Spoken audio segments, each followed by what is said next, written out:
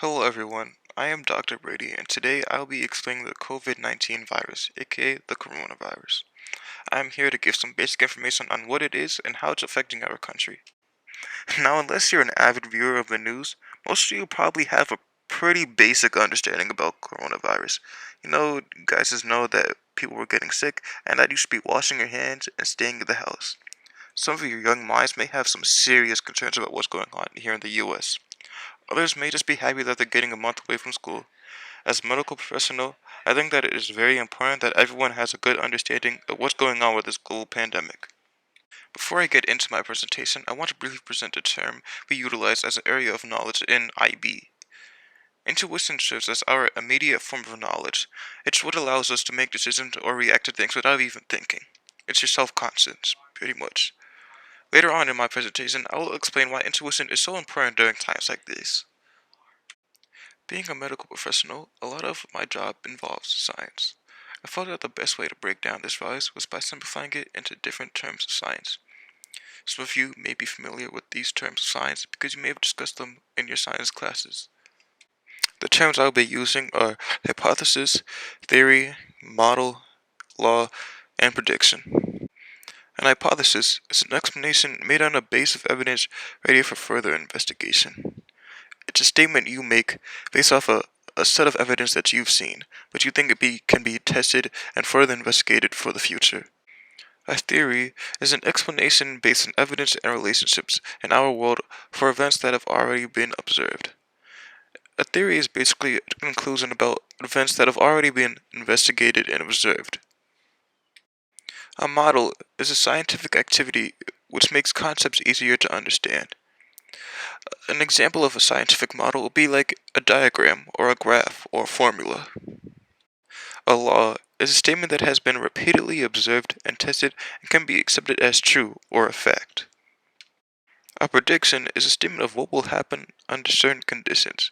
It's kind of looking into the future and saying that under such and such, this will happen.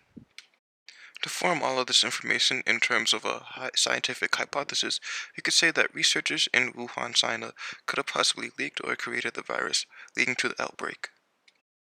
To finally start off with my presentation, I wanted to talk about the origins of COVID-19 by making a hypothesis. Many reliable sources have said the virus can be traced back to a laboratory in the city of Wuhan, China. The virus was not intentionally leaked, but could have been leaked accidentally by a group of researchers.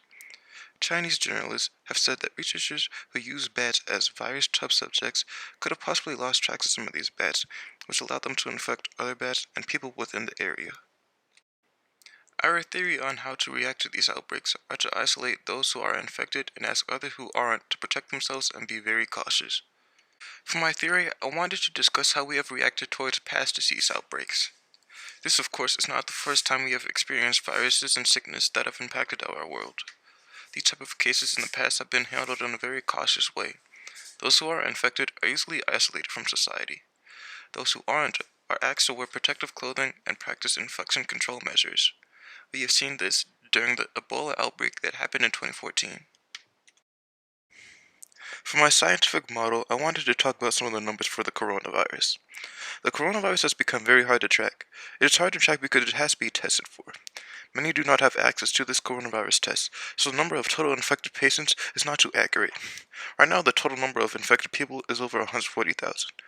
The number of cases seem to increase every day as more people get tested. This is why many events and public places have been either closed or cancelled, and people are told to stay home. We can use a graph to represent the rising numbers of corona cases going in an upward curve. Some of you who are on social media may have heard of the popular phrase going on right now called flattening the curve.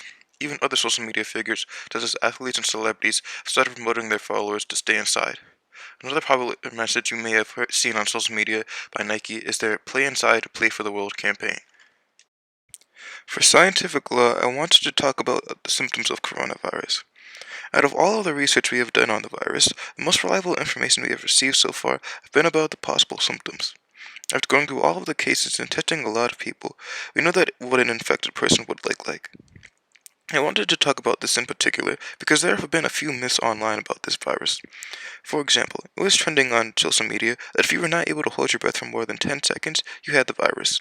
That is not true. However, those with the virus with mild to severe symptoms present coughing, fever, tiredness, and shortness of breath. There are also those who seem to be asymptomatic and don't show any symptoms at all, and the virus seems to resolve itself. Those who are at risk the most when infected are those with pre-existing medical conditions. Their cases seem to have the most severe responses. Lastly, going into my prediction, I want to talk about the current conditions that we are in right now. We are all obviously out of school or work and have been asked to stay inside. We have been asked to do this because medical professionals like me believe that by doing this, the cases of coronavirus will start to slowly decrease. The goal is to prevent any other people from being infected, and under these conditions, that can happen. Before I end my presentation, I wanted to talk about intuition again. Even in times like this, one of the most important things to do is to stay calm. Everything that is going on right now may seem overwhelming. You may have recently been to the store and seen all of the empty aisles as people buy up all the supplies and resources. Our intuition is so important at times like this because our first judgment and immediate knowledge should not be to panic. As we continue to work together by following the rules and doing what is right, everything will work out.